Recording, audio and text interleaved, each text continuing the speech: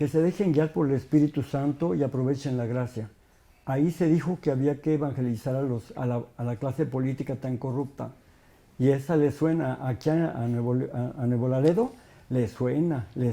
Muchísimo a Le Tamaulipas. suena por mucha gente corrupta que ha tenido. ¿Por qué? Porque Andrés Manuel yo considero que tiene un rasgo de santo, porque él no le interesa lo material, ama a la gente, cree en un mundo incluyente, ¿verdad? Y ama profundamente a Jesús. ¿Por qué no ha llegado la cuarta transformación al Instituto Nacional de Migración? Porque el Instituto Nacional de Migración no está a la altura de la 4T. Es una herencia maldita de regímenes anteriores. Es un engendro del mal. Y por más que lo quieran disfrazar, no se puede. ¿Qué tal, amigos del portal 360 del periódico El Mañana? El día de hoy tenemos el honor de recibir en nuestra casa, su casa, al padre José Alejandro Solalinde Guerra. Padre, bienvenido a Nuevo Laredo. Muchas gracias, Pedro. Me siento feliz aquí. Nos da muchísimo gusto tenerlo por acá. Sabemos que este puerto fronterizo no es nuevo para usted. No. Sabemos que por acá inclusive familiares y amigos tiene. Sí. Y pues para nosotros es un placer poder conversar con usted debido a que en Nuevo Laredo tenemos la necesidad de que gente como usted, gente que son líderes, nos vengan a platicar sus ideas, lo que piensan, lo que han hecho y cómo nos ven también nos interesa mucho al pueblo de Nuevo Laredo. Bienvenido, padre. Quisiera que nos platicara un poquito para abrir la entrevista de su juventud, de cuando era jano. Platíquenos un poco de eso, si es tan amable. Yo creo que es aburrido hablar de eso, pero bueno, sí. Miren, yo tengo unos recuerdos muy bonitos de cuando era niño. Mi familia era pobre, no miserable. Mi padre era un profesor de academia, de barrio. Mi madre era una mujer de rancho, de Aguascalientes, pero honesta, servicial, la gente la respetaba y ella ayudaba mucho. Y yo fui terrible. Sí, ¿para qué decir que no? Sí, terrible. Pero todo aquello creo que fue una experiencia muy importante para poder valorar más adelante mi evolución, mi proceso. En mi barrio nunca hubieran imaginado que yo iba a llegar a ser el padre de Solalinde, ¿verdad? De hecho, cuando yo les dije que me iba a ir al seminario, no lo creían. Nadie creía. Mi madre sí, pero nadie más. En el Estado de México, ¿verdad? No. Yo nací en Texcoco, pero de Chiripa. No tengo ni familiares, ni amigos, ni conocidos ahí. No. Y nací ahí, pero me fui a vivir a la Ciudad de México. Correcto. Desde pequeño, me acuerdo muy bien, vivimos en la colonia Anáhuac, en el barrio de Santa Julia. De Santa Julia. Sí. ¿Y qué lo motivó a usted a servir? ¿Cuál fue su llamado? Bueno, ahí más bien fue un descuido de Dios. Sí, yo creo que se descuidó Dios. Me llamó. A mí me conmueve mucho que habiendo tantos familiares y todo, se haya fijado en mí. Porque de parte de los Guerra, que yo recuerde, de los últimos que fueron llamados a la vocación sacerdotal, fueron los dos primeros obispos de Zacatecas, Mariano y Mateo. Ellos dos, de esa fecha, por parte de los Guerra, yo no recuerdo que haya habido una vocación. De parte de los Solalinde estaba peor porque cuando a mí me llamó Dios, teníamos 150 años que no llamaban a un padre de los Solalinde. Hubo un padre, Miguel Solalinde, ¿verdad?, del Estado de México justamente, que fue llamado al sacerdocio, pero de ahí para acá no había otro sacerdote. Y se fue a fijar Dios justamente en lo peorcito. Pues bendita equivocación del Señor. No, pues Dios cambia, Dios ayuda mucho. Así es. Y cuéntenos un poco también cómo se atravesaron los migrantes en su camino, en su vida. Bueno, ahí fue una cosa muy hermosa. Yo tenía 30 años de sacerdote y había iniciado una fundación muy bonita de misioneros laicos y algunos también para sacerdotes. Llevaba 29 años con ese caminar, esa búsqueda. Pero después, por motivos ajenos a mi voluntad, la verdad voy a decirlo como es, se pelearon los obispos, el obispo saliente, el obispo entrante, y nosotros en medio arruinaron todo, nos destruyeron todo. Entonces yo tomé la decisión de ir a elaborar mi duelo a la Casa de Ejercicio de Puente Grande de los Padres Jesuitas, y ahí dije, bueno, está bien, no se pudo hacer la fundación que miraba una iglesia renovada, una iglesia más laical, menos clericalista, más abierta. Y entonces dije, está bien, pero me hice una promesa. Yo voy a vivir el Evangelio como yo quiero, libremente. Y lo he tratado de buscar, lo he tratado de hacer hasta que lo logré. Los migrantes se atravesaron en mi vida cuando a los 30 años, yo tenía 30 años de cura, y dije, yo no voy a pasar el resto de mis días en una parroquia, en una oficina y en un altar. No puede ser eso. Yo tengo que estar con la gente como Jesús, que era itinerante y caminaba con ellos. Y entonces busqué la manera, me costó trabajo, pero al fin y al cabo los obispos me dieron permiso. ¿Cuándo fue esa ocasión del parteaguas? Cuando un día que pasé en las vías del tren, en la ciudad de Ixtepec, donde yo vivo ahora, cerca de Juchitán y de Tehuantepec, ahí vi cómo llegaban los migrantes. Pedro, era una cosa increíble.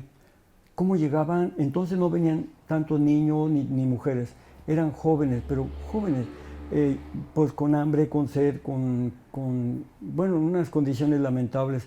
Entonces yo me preguntaba, ¿quiénes son? ¿De dónde vienen? ¿Por qué salen? ¿Cómo están? ¿Y a dónde van? Me preguntaba muchas cosas. Al final obtuve el permiso de mis obispos. Hoy tengo el permiso de mi obispo, el actual, Crispino Ojeda de Tehuantepec, para vivir como yo necesito vivir, de acuerdo a estar acompañando a los migrantes. Entonces, mi misión no se reduce nada más a Ixtepec, sino a todo lo que tenga que ver con migrantes. Puede ser aquí en México, en la migración de América para Norteamérica, pero también de África y hacia Europa. De hecho, tengo una invitación de la comunidad de San Egidio para este 21, ir a Roma y estar en un evento de la Jornada de Paz Mundial de la Paz, donde va a estar su santidad 2 ocasiones, y siempre me invitan cada año, pero la pandemia impidió esto. Entonces, mi misión es más grande que solamente Hermanos en el Camino. Mire qué bien. Vamos a hablar más adelante sobre Hermanos en el Camino, su albergue que tiene allá en el Istmo. Platíqueme un poquito, comentaba usted en su libro interesantísimo, Revelaciones de un misionero, mi vida itinerante, de José Alejandro Solalinde. Comenta usted, la experiencia fue impactante, como usted lo está mencionando, inolvidable para mí. La catástrofe inesperada, el sufrimiento, los cuerpos mutilados, de algún brazo o pierna desangrándose, Sí. la corrupción, las víctimas atendidas institucionalmente por los mismos policías que horas antes los asaltaron, Claro. la injusticia, el dolor, las alas rotas. Platíqueme de la bestia. Uy, creo que ha sido de la experiencia más fuerte en mi vida. Yo no podía seguir a los migrantes, a las migrantes, sin antes pasar lo que ellos vivían. Y entonces yo recibí el permiso y el nombramiento en 2005, pero en 2006 me la pasé ahora sí que itinerando, subiéndome los trenes, aprendiendo a andar entre ellos. Yo estoy hablando de que eso lo empecé a los 60 años. Subiéndome a los trenes, cambiándome de un tren a otro, el movimiento lo tuve que aprender. Hay cosas que nunca pude hacer como ellos, pero hay otras que sí lo pude hacer, convivir con ellos. Y en ese año tener la experiencia tremenda de lo que viven ellos. Vivir los secuestros, las extorsiones, la trata. La gente no quiere creer en el tráfico de órganos, pero eso también se va descubriendo ahí. Y entonces es una experiencia muy fuerte para mi vida, donde uno también, fíjense, al contacto con la migración, Pedro, uno también se vuelve un poco como los migrantes. Llega un momento en que también se pierde el miedo, porque uno lo arriesga todo. Lo más que puede arriesgar uno es la vida. Y cuando tú lo arriesgas, como me pasó a mí varias veces, y en los años venideros después, también ya pierdes todo. Entonces es una experiencia que se rompen límites, fíjate, se rompen límites, se rompen miedos, se rompen respetillos, se rompen prestigillos, muchas cosas de esas, para tocar el fondo de lo que es el ser humano realmente en esa situación de movilidad humana. Una experiencia fuertísima, Pedro. Comentábamos hace rato que nada los detiene. No. A usted tampoco. No, a mí tampoco, porque, mira, una vez que no me detienen, ¿sabes por qué? Porque yo, al igual que mi hermano, quien yo quiero mucho, Andrés Manuel López Obrador, obedecemos la conciencia. Perdón, pero yo solamente obedezco la conciencia. Si alguien pretende estar encima de mi conciencia, no lo obedezco. ¿Por qué? Porque en la conciencia está Jesús, en la conciencia está mi iglesia, en la conciencia está mi México, en la conciencia está ese ser humano que yo amo tanto y por el cual estoy dispuesto a dar la vida. Un santo, dice usted, que es Andrés Manuel. Tiene rasgos de santidad, porque la gente, mira, Pedro, la gente no sabe, no entiende lo que es la santidad. Estamos muy atrasados en muchas cosas. Lo siento, pero la jerarquía católica no nos ha evangelizado. Nos ha domesticado para ser buenos clientes de los sacramentos, pero no nos ha evangelizado. Y te lo voy a demostrar diciéndote que, y ahorita vuelvo a tu pregunta. Mira, en 2007 hubo la quinta conferencia episcopal latinoamericana celebrada en el Santuario de Aparecida de Brasil. Ahí, en ese documento precioso que la gente debería de haber leído y que los obispos deberían haber difundido y no lo hicieron, se dice que tienen que hacer del pueblo que sean discípulos, es decir, que escuchen la Biblia, la palabra de Dios. La gente hoy en todo México no es gente de Biblia. Dos, que tienen que hacerse, además de discípulos, misioneros. Pero ¿cómo van a asumir la misión de Jesús si la mayor parte de la gente no sabe ni siquiera qué es el reino de Dios? Tercero, que se dejen guiar por el Espíritu Santo y aprovechen la gracia. Ahí se dijo que había que evangelizar a la clase política tan corrupta. Y esa le suena aquí a Nuevo Laredo, le suena. Muchísimo. Le suena por mucha gente corrupta que ha tenido. Es correcto. Entonces,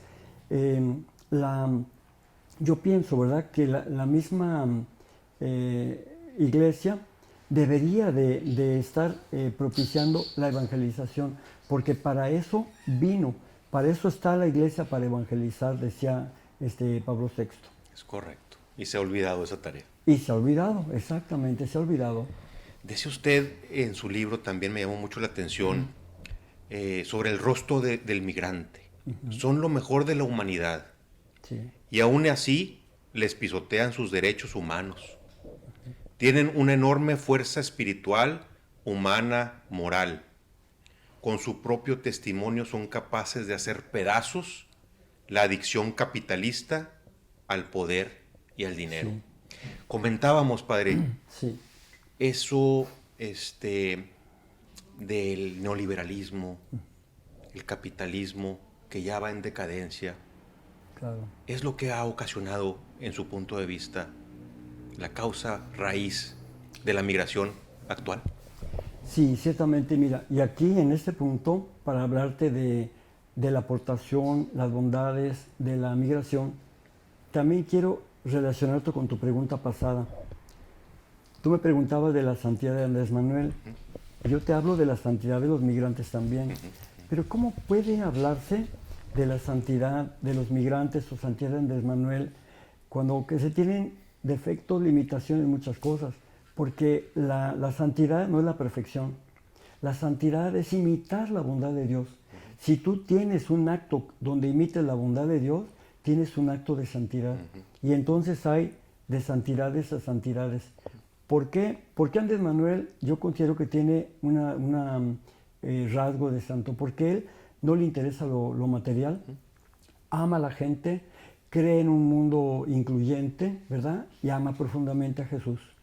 ¿Por qué los migrantes tienen también ese rasgo de espiritualidad tan profunda que puede ayudar a la gente de hoy? Porque mira, ellos son personas que han arriesgado la vida, se han desarraigado, han dejado lo nada que tenían porque no tenían nada, pero sus raíces sí, se han aventurado un camino que en el fondo es la existencia misma.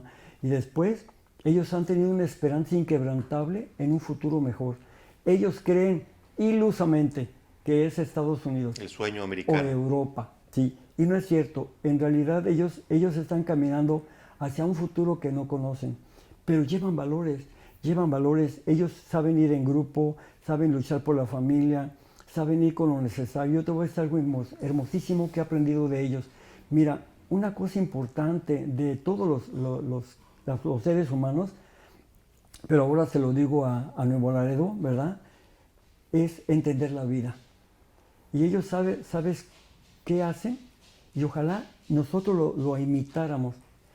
Ellos han aprendido a ser felices con lo suficiente. Fíjate, eso que te digo Lo vale esencial. la pena. No con lo mínimo, no con lo esencial. necesario, con lo suficiente. ¿Qué es lo suficiente para cada uno? Cada uno lo sabe. Cada uno sabe hasta dónde fue suficiente. Lo demás no es necesario. Y ellos están así. O sea, van cada día en la existencia viviendo. Yo lo digo sobreviviendo porque finalmente, a pesar de todo lo que les hacemos, les hace migración hasta la fecha, ellos experimentan la alegría de la esperanza. Y cuando llegan, porque llegan, ¿verdad? Ellos experimentan esa alegría y son agradecidos. Y ellos nunca dejan la fe en Dios, Pedro. Si alguien tiene una fe grandísima, son ellos. Y yo sí quiero distinguir entre la fe y la religión. Cualquiera es religioso, perdón, hasta mochilón. Pero no cualquiera tiene fe, porque la fe no es creer. La fe no es creer en Dios. La fe es creerle a Dios. Es vivir como Él nos ha enseñado. Si Jesús nos está diciendo con su vida, con su ejemplo, con su palabra, un mensaje, vivirlo, eso es creer, no nada más creer en Dios. Hay una diferencia muy grande entre creer en el amor de Dios y experimentar el amor de Dios. Los migrantes practican eso, lo creen, lo viven. Los migrantes se arriesgan. Ellos no te dicen una cosa para hacer otra. No, hacen lo mismo. Y te estoy hablando de una población lastimada, una población que a veces consume, usa alcohol, fuma, a veces usan también droga. Pero es una población que a pesar de todo va adelante. ¿Qué ha pasado con el Instituto Nacional de Migración que comentaba ahorita? ¿Con ¿Por qué el Instituto Nacional de Migración? ¿Por qué no ha llegado la cuarta transformación al Instituto Nacional de Migración? Porque el Instituto Nacional de Migración no está a la altura de la 4T. Es una herencia maldita de regímenes anteriores. Es un engendro del mal. Y por más que lo quieras disfrazar, no se puede. Ahorita en este momento, fíjate lo que está haciendo. Yo tengo como 6 días que prácticamente me alejé de migración y les hablé fuerte. ¿Por qué? Porque desde 2020, desde el 20 de agosto de 2021 vienen haciendo esto. A la gente que le dan un documento regulatorio legítimo, legal, en medio camino se lo rompen, se lo quitan, lo rompen y lo deportan. Esto es una mentira, son mentirosos y traidores. El Instituto Nacional de Migración, sin decir por ello ni tampoco ignorar que en un estado como Tamaulipas, el Instituto Nacional de Migración es muy corrupto. Claro. Es muy corrupto, ¿sí? Porque yo un día te cuento una anécdota, te lo voy a decir. Llegaron un grupo de venezolanos, pasaron un grupo de venezolanos, venían bien con su pasaporte, iban bien. Pero aquí en Tamaulipas, en Reynosa, los atracaron, los de migración. Y entonces les pidieron $300 a cada uno. Venía el papá, la mamá y los hijos. Por cada uno $300. Claro, yo he venido monitoreándolos a ellos y por eso sé lo que está pasando. Tengo los pelos en la mano. Y entonces me hablaron y yo inmediatamente le hablé al comisionado y le dije, yo le hablo de tú a él. Le dije, mira Paco, está pasando esto, por favor, eso no puede ser. Entonces le habla a Segismundo Doguin, que es el delegado aquí de migración. Correcto. Segismundo Doguin, su papá es homónimo, es Junior, porque su papá era Segismundo Doguin, el brazo derecho de uno de los comisionados más corruptos que ha habido, Ardelio Vargas Fosado, del grupo puesto personalmente por Enrique Peña Nieto, ¿sí? De los más corruptos.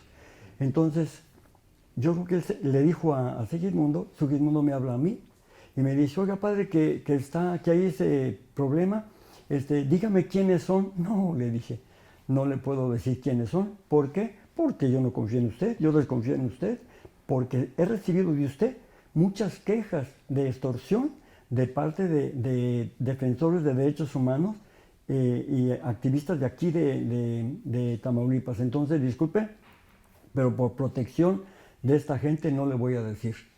Entonces, ¿qué pasó? Me hablaron ellos, me dicen, pues que no puedo salir de aquí del aeropuerto porque dicen que hay no sé qué, no sé cuánto. Entonces yo en eso, no voy a decir cómo ni quién, pero busqué protección, ¿verdad?, de la Policía Federal para que lograran, perdón, disculpen, no es Policía Federal, guácala.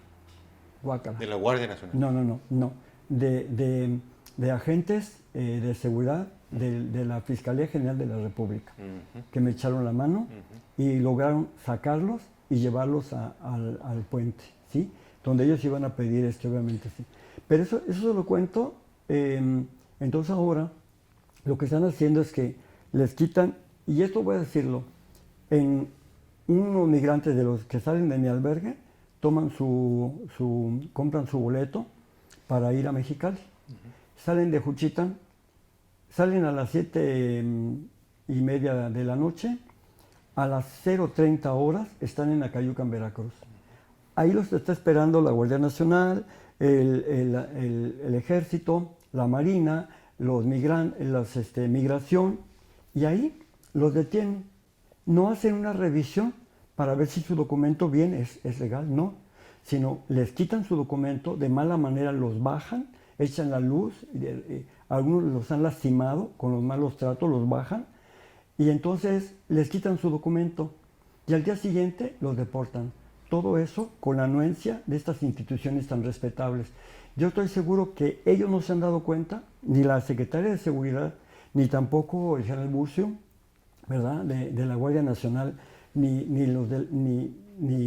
Crescencio, ni tampoco Ojeda, se han dado cuenta de que sin querer están participando de una acción ilícita y están violando los derechos humanos de las personas migrantes. Correcto. Están violando. Y a todo esto, padre, disculpe que lo interrumpa, pero ¿sí? Usted inclusive pues es también amigo de Alejandro Encinas, por ejemplo. O sea, en ese caso, usted tiene manera de reportar todos sus incidentes directamente con él.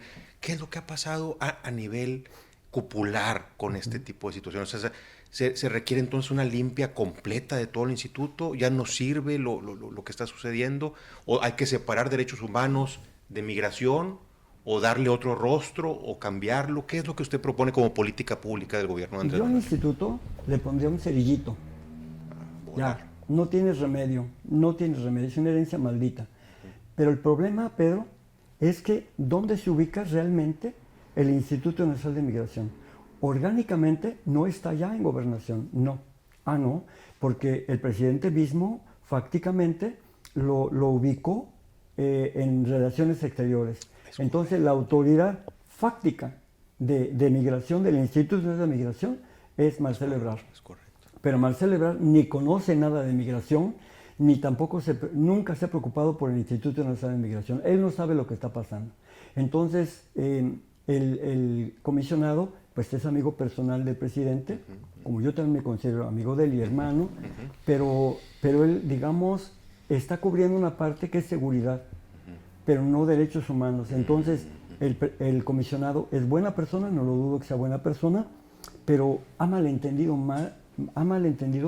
su servicio, porque él por fidelidad al presidente se aguanta de mala manera porque es inepto para poder lograr esa transformación. Y él mismo lo ha dicho, yo no puedo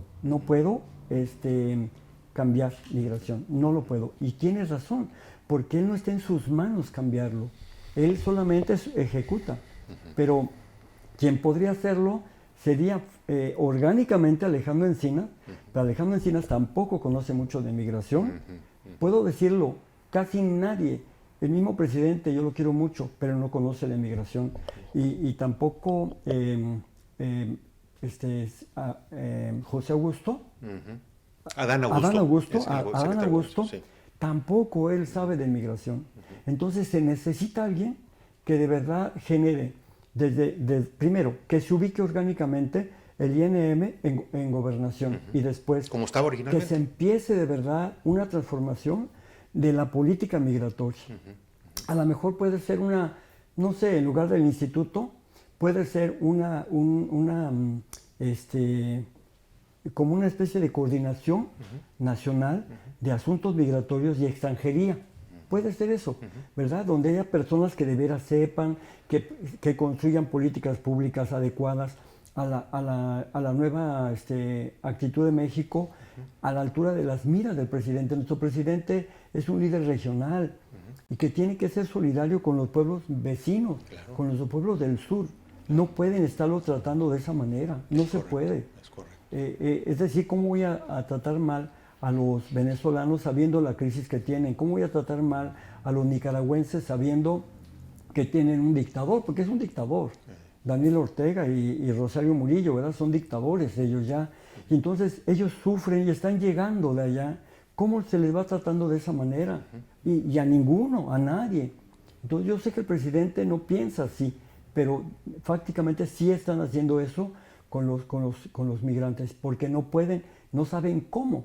Y las personas que sí son viejas en el instituto, son mañosas porque ya se hicieron burócratas, insensibles, y ya para ellos no hay manera de cómo ver a los migrantes de otra manera. Es correcto. Y en ese mismo sentido, padre, esto que recientemente que ya les han impedido a las organizaciones de la sociedad civil en participar conjuntamente con el Servicio Público de Migración para poderles brindar a los migrantes. ¿Por qué no nos dejan, por ejemplo, ni siquiera entrar a las oficinas del Instituto Nacional de Migración? Mala manera, porque la ley lo dice que no. Exacto. Lo que pasa es que volvemos a lo mismo, el instituto tiene un gran margen de discrecionalidad y hacen lo que se les pega la gana. Pero interpretan la ley como ellos claro, quieren. pero los defensores de derechos humanos podemos entrar, por supuesto que sí. Yo me pregunto qué hace el Consejo Ciudadano Consultivo del INM. Yo digo, ¿qué hace? ¿Dónde está? ¿Qué hace? Es de ¿Quiénes adorno, son? es un florero, porque no está defendiendo a los migrantes como están sufriendo en este momento. ¿Dónde está? Sesionan y cuáles son sus conclusiones, cuál es su compromiso. Al menos yo jamás he visto que pisen mi albergue ninguno de ellos. Fíjese nomás. Y en ese mismo sentido, el presidente lo invitó también a usted, no a formar parte del gobierno, pero sí a colaborar en este tipo de políticas públicas. ¿Cuál es su estatus, por ejemplo, en la actualidad? Sabemos que la última vez que fue a visitar al presidente fue cuando estaba él enfermo de COVID. Después de eso han hablado del tema, sobre todo ahora con la cuestión de las elecciones en Estados Unidos, que sabemos que cada vez que hay elecciones aquí, y aquí lo vivimos más por ser frontera norte, usted lo ve más allá en la frontera sur, que también con las caravanas me imagino que es lo mismo. Son cada ocasión que se presenta una elección, ahí vienen las caravanas también. Estas políticas de solicitarle también a los gringos su colaboración en el sentido de poder brindar apoyo para que la migración no sea obligatoria, sino algún día que pueda ser voluntaria. Bueno, creo que el presidente Andrés Manuel me respeta mucho y me considera como un orientador. Pero él sabe que yo no soy funcionario público, no pertenezco al gobierno. Me considero una persona libre, pero también interesada y colaboradora y participativa, ¿verdad? De todo lo que pueda ayudarle a México. Y entonces sí soy escuchado, sí me escucha. De hecho, teníamos él me había dado una fecha, el 4 de octubre pasado, para que platicáramos. Desgraciadamente yo no pude porque estaba en Tijuana y tenía un compromiso al otro lado. Pero yo creo que no, él me había ofrecido a mí la posibilidad de seguir el proceso, ¿verdad? En el Senado y todo, como una propuesta para ser el presidente de la Comisión Nacional de Derechos Humanos. Es correcto. Y aunque no es gobierno, sí es Estado, y entonces yo no acepté porque yo no soy funcionario, yo soy misionero. Misionero además muy libre que puede estar donde quiera. Yo no hago política de partido, pero sí hago política del bien común. La misma que la Iglesia nos ha recomendado siempre. Correcto. Hay un documento muy bonito que yo les recomiendo que se llama la 80ª Advenience del Papa Pablo VI, se lo envió al cardenal Roy de Canadá, allá en los años 70. Él dice que toda la iglesia debe hacer política del bien común, no política de partido, y es lo que yo he tratado de hacer.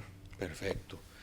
Y sobre eso mismo, los resultados y avances en el tema de seguridad del gobierno de la Cuarta Transformación, como platicábamos hace rato, es un proceso, no es de la noche a la mañana.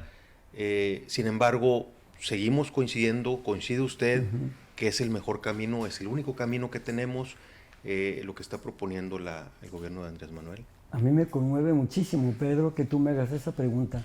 ¿Sabes por qué? Porque me la está haciendo un hijo de Tamaulipas. Un Tamaulipas que ha sufrido muchísimo. Yo lo admiro, lo respeto a Tamaulipas, porque quizá es uno de los estados que más ha sufrido corrupción, violencia. Aquí ha estado el nido, la sede, la capital, si quieres llamarle, de los Zetas. El cártel más sanguinario que ha existido.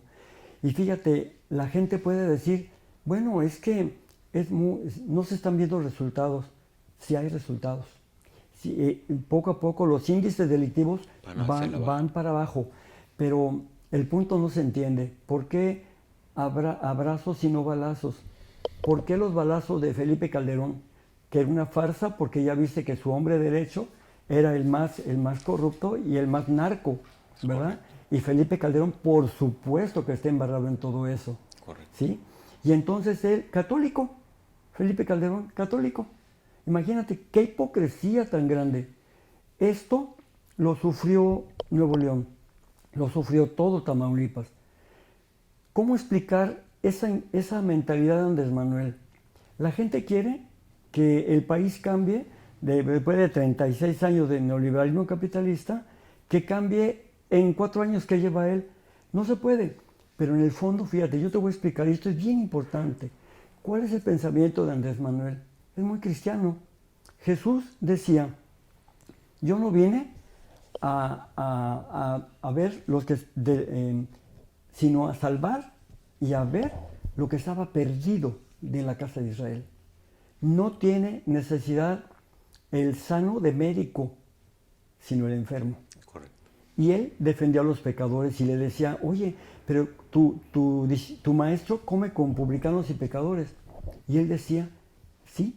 Y él decía, en todas las veces no justificó ningún acto malo, pero defendió al pecador. Lo más difícil es eso.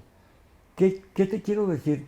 Que el presidente no quiere que para liberar un pueblo de la violencia se tenga que ejercer violencia contra uno de sus miembros, porque sabe que es perder ese miembro también. Una persona puede ser la más delincuente, un asesino serial, pero es parte de una comunidad y hay que hacer la lucha por rescatarla.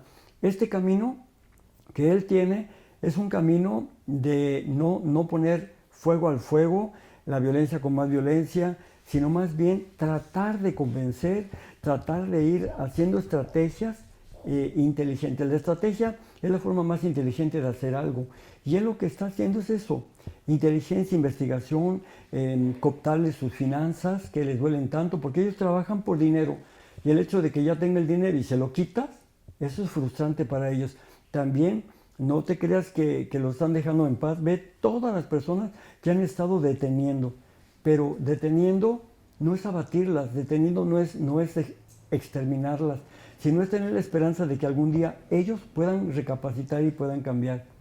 Hay 2 tipos de justicia que está manejando el presidente y la gente casi no las conoce. La primera, la justicia restaurativa. La justicia restaurativa busca ciertamente identificar al agresor, al generador de violencia, pero no para matarlo, sino para que junto con la víctima ellos dialoguen y puedan entender cuál es la reparación del daño y se salve la víctima, pero también se salve el agresor, el agente del mal. Este tipo de justicia deberían de conocerla mejor la gente, la aplican ancestralmente los pueblos originarios. La justicia restaurativa yo la he visto, la he vivido por años en toda mi vida de Oaxaca y he visto cómo al final sí se logra resarcir el daño, la satisfacción de la víctima, se logra también entender el agresor, el daño que hizo, pero también reintegrarse a la comunidad.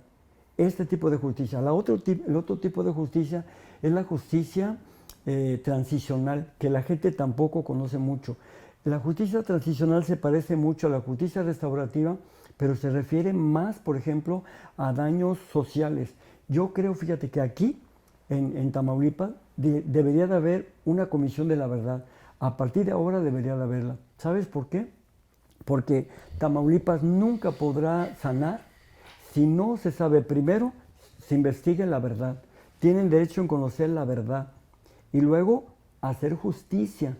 Después, justicia y reparación de daño. Y lo último, no repetición de lo mismo. Todo esto es la justicia transicional. Tamaulipas lo necesita, es de urgente que lo haga. No basta que tengamos un nuevo gobernador. Se necesita que este nuevo gobernador empiece a hacer esa comisión de la verdad para que la población de ese estado entienda lo que pasó, conozca la verdad, se empiece a hacer justicia, que no es justicierismo, justicia, pero también que se vean los caminos, se pongan las bases para que nunca más le vuelva a pasar eso a Tamaulipas. Excelente, ojalá nuestro nuevo gobernador, señor Américo Villarreal. Américo Villarreal tiene la capacidad para hacerlo. Y sobre todo la sensibilidad humana, que sabemos que es una persona muy humana. Pero tienen que apoyarlo, exactamente, sí. Las ciudadanas, los ciudadanos, tienen que apoyarlo porque es la única esperanza, no tienen otra. Y todos, Y en ese mismo sentido que comenta usted que estamos esperanzados y muchas veces a lo mejor pensamos que los de arriba nos van a solucionar todos los problemas a los de abajo. O le queremos dejar a nuestros líderes toda la responsabilidad. ¿Cómo podemos nosotros desde abajo, padre, contribuir en poder hacer el cambio realidad? Porque, como usted bien dice, es un proceso, la transformación no se hace de la noche a la mañana, ni en 4, ni en 6, ni en 8 años. ¿Cómo podemos nosotros emanciparnos? Porque va a ser complicadísimo de un líder como ha sido Andrés Manuel, que durante 100 años no lo habíamos tenido. ¿Qué es lo que viene? ¿Cómo podemos nosotros retomar ese liderazgo en otras personas y desde abajo hacer o consolidar esta transformación? Pedro, los tamaulipecos ya lo hicieron, ya lo lograron, mediante las urnas, lograron dar un vuelco a la historia. Pero esto es nada más un primer paso. La democracia no es nada más electoral, es participativa. Es ahora cuando ellos deben de empezar a construir un nuevo Tamaulipas. Yo más bien a quien sí le daría un llamado es a las personas que tienen tantas resistencias a cambiar. Las personas que han sido beneficiadas de la corrupción. Hablemos claro. Aquí hay muchos empresarios, gente de mucho dinero, que bien que estuvieron siendo cómplices, claro que sí, hay que decirlo, de toda la corrupción, que nunca les dio vergüenza ni sintieron erupción en la piel cuando tuvieron tantos gobernadores tan corruptos y ellos tan tranquilos. Ahora que se ha evidenciado eso, ellos deben de recapacitar. Yo no vengo a juzgar a nadie, pero si hago un llamado a la sensatez, a la prudencia de estas personas que en un momento dado estuvieron de ese lado de la corrupción, para que ahora demuestren que aman a Tamaulipas, sumándose a este esfuerzo y no estorbando o no impidiendo con el pretexto de que quieran defender sus intereses. Ahorita es primero Tamaulipas antes que sus intereses. Correcto. Comentaba también usted, padre, con mucha razón, que estamos viendo ahorita tiempos de polarización, y no nada más a nivel local, ni estatal, sino a nivel nacional e internacional, a nivel mundial.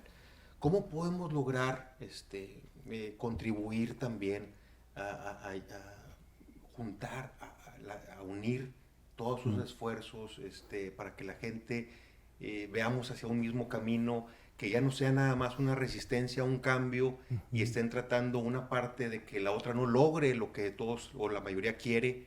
¿Cómo poder hacer esa democracia participativa que llegue a ser realidad?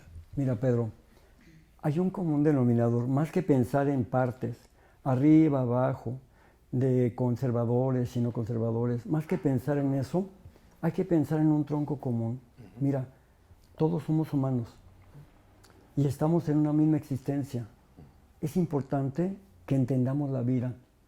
Una cosa importantísima que nos enseñan los migrantes, yo todo eso lo he aprendido de ellos, es que nosotros realmente somos migrantes, somos fugaces, duramos muy poco en esta vida.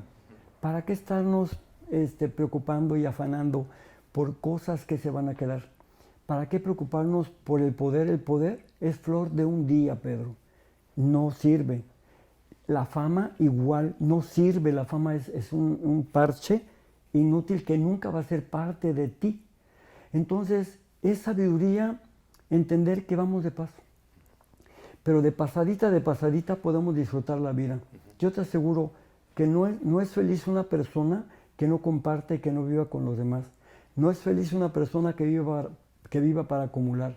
Ella cree que es feliz, no. Tendrá dinero y cada vez tendrá más, pero no se da cuenta que también el dinero puede ser una adicción que te impide vivir. No, Jesús decía, no se puede servir a dos señores, al dinero y a la gente o a Dios, porque finalmente tú vas a acabar amando a uno. Cuando Jesús habla de eso, es pasar esa rayita, fíjate, del uso al abuso y de tener a vivir para tener, que es la adicción. Una persona adicta que viva para el juego, para el dinero, para lo que tú quieras, no es feliz, Pedro. Una persona egoísta que nada más piensa en ella misma, no va a ser feliz. Y aquí estamos hablando de un Tamaulipas, pero de un México que queremos que estemos todos unidos. México es de todos, porque finalmente nosotros vamos pasando. Imagínate, México se va a quedar. Es correcto. México se queda Es correcto. y nosotros pasamos. Y lo importante es que seamos felices todos, que ayudemos más allá de cualquier posición ideológica, política, social, económica. Unámonos, somos hermanos. En ese sentido, padre, sigue habiendo mucho racismo en nuestro país. Sí. Mucho clasismo. Lo vemos aquí a nivel local, cuando, por ejemplo, tuvimos hace pocos meses la crisis de los haitianos. Y pues son hermanos, inclusive mucha gente ni sabía que pensaban que eran africanos y que desde allá venían, ¿no? O sea, y no los querían. Pues sí, de que vienen de África, pero hace mucho tiempo. Pues sí. Pero a lo que me refiero nada más por el color de su piel, no los querían acá.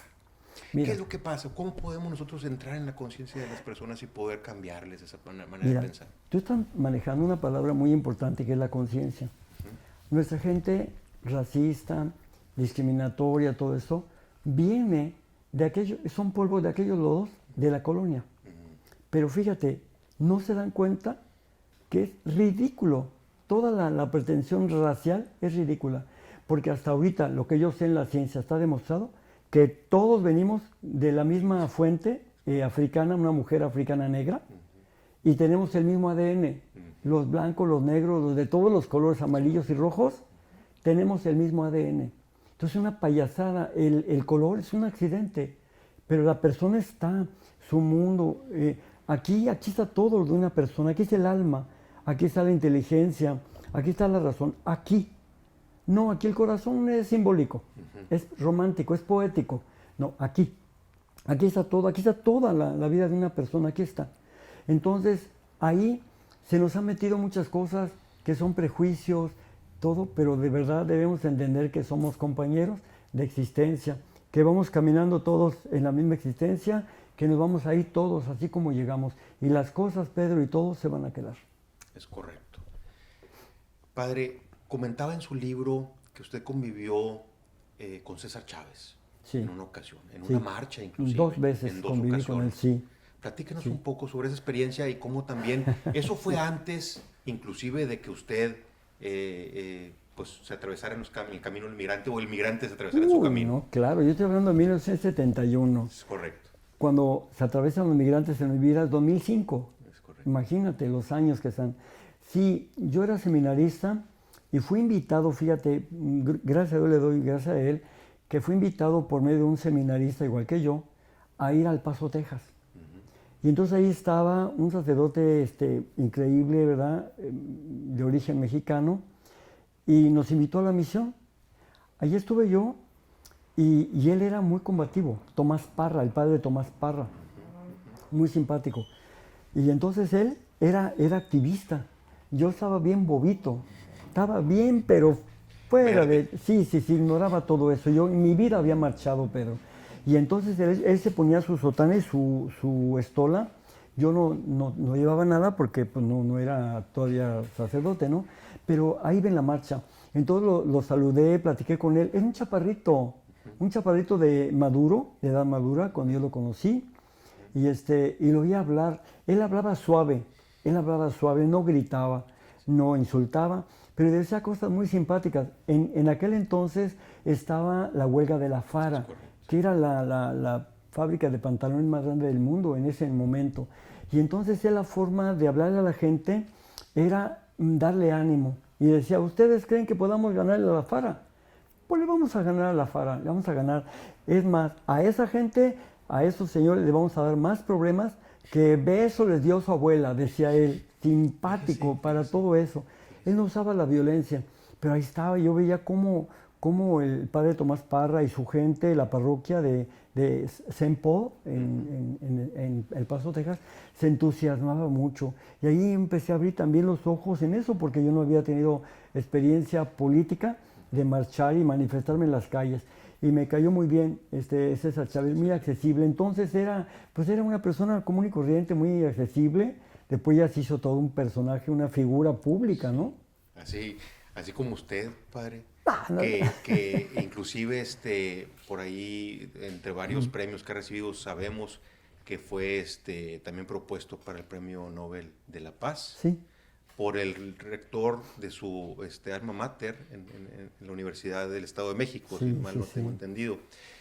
Usted, yo sé que es muy humilde en ese sentido y no le llama la atención la fama, pero sin embargo, la fama le ha llegado a usted. ¿Cómo ha podido, o de alguna manera, lidiar con esa parte en su vida? Yo te voy a decir algo. Yo no creo en la fama y nunca he creído. Cuando me dijeron que yo ya era una figura pública, me veía a mí mismo y decía, no, yo soy quien soy el mismo. Pero te voy a decir un secreto que nunca lo he dicho. Mira, cada premio que me daban, cada premio yo lo aceptaba. Y si hacían mucha laraca y mucha propaganda y no sé cuánto, yo me dejaba, ¿sabes por qué? Porque decía, mientras más fuerte sea, más peso tenga, voy a poder ayudar más a los migrantes. Yo nunca me había vestido con alzacuello, ni había usado tarjetas, Pedro, de presentación, jamás en mi vida. Pero me tuve que poner las tarjetas y tuve que empezar a hablar de mis títulos universitarios. Perdón la palabra que voy a decir, para que no vieran que cualquier pendejo es el que defiende a los migrantes. Igual, cuando pasó el tiempo, sí, Pedro, y cuando pasó el tiempo, mira, esos premios que me daban, decía yo, todo eso va a servir para apoyar la lucha con los migrantes. Hoy yo sí me considero una autoridad moral, gracias a Dios, porque por la gracia de Dios, ¿verdad? Llevo una vida honesta, una vida limpia, pero no quiere decir perfecta porque soy pecador también. Sin embargo, yo no creo en la fama. Para mí la fama yo he entendido que es como un parche, te digo, que no forma parte de mi vida.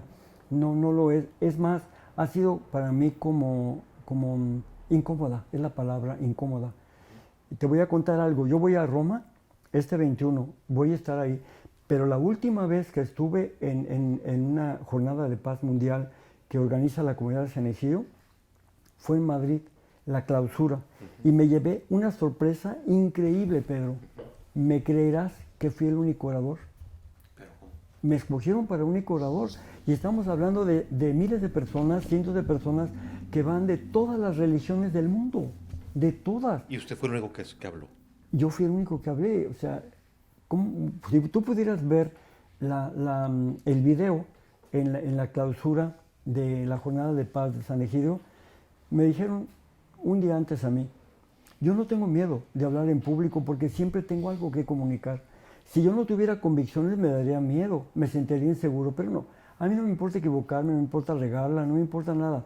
Entonces, pero esa vez en Madrid lo hice y sin embargo lo pude hacer como algo natural. pero nunca pensé que por haber sido el único orador que me escogieron a mí para hablar, yo era mejor o más importante que otros. Yo no lo acepto. Todas las personas somos iguales. Yo creo que cualquier persona que subestimemos puede llegar a ser un líder, una persona relevante, si le damos la oportunidad como a mí me la dieron. Es todo. Es correcto. Pues padre, ha sido un placer poder tener la Muchas gracias, oportunidad. Pedro. Le agradecemos muchísimo que nos haya dado esta oportunidad de visitarnos acá en Nuevo Laredo. Gracias a el profe Bocardo, que está aquí con nosotros, que nos ayudó. Sergio Bocardo, que fue el que me invitó, es el culpable. Exactamente. Y también pues sabemos que nos va a acompañar ahorita a un evento en Estación Palabra a las 6:30. Hacemos la invitación a todos los que nos están escuchando para que nos puedan acompañar a verlo, a escucharlo. Y sobre todo también, padre, pues que nos pueda dar un último mensaje aquí al auditorio de 360 Exactamente, de su casa, lo que iba a hacer. del mañana de Nuevo Laredo, por Mira, favor. yo quisiera decirle a todas las y los tamaulipecos, pero en este caso también las personas de aquí de Nuevo Laredo, Tamaulipas, híjole, decirles que confíen mucho en Dios, que confíen mucho en ellos. Si han tenido el valor de cambiar electoralmente una tendencia, que tengan también la confianza en que pueden hacerlo. Que traten, sé que va a ser difícil porque es imposible que el Estado no se polarice después de lo que ha pasado, pero yo diría, más que polarizarse, sí tienen que definirse. Tienen que definirse si están de veras comprometidos con un cambio para Tamaulipas, que lo hagan. No tienen que juzgar a nadie, pero sí tienen que reforzar sus convicciones y creer que un Estado nuevo puede hacerse, sí, y pasar de un Estado violento a un Estado de paz, sí, de un Estado corrupto, como ha sido la corrupción, a un Estado honesto, y que la gente hermosa de Tamaulipas aflore para que construya el Tamaulipas que quiere. Yo quiero animarlos y decirles que Jesús está con ustedes. Jesucristo está invitando a que Tamaulipas viva su Pascua y que pasen de la muerte a la vida. Muchísimas gracias, padre.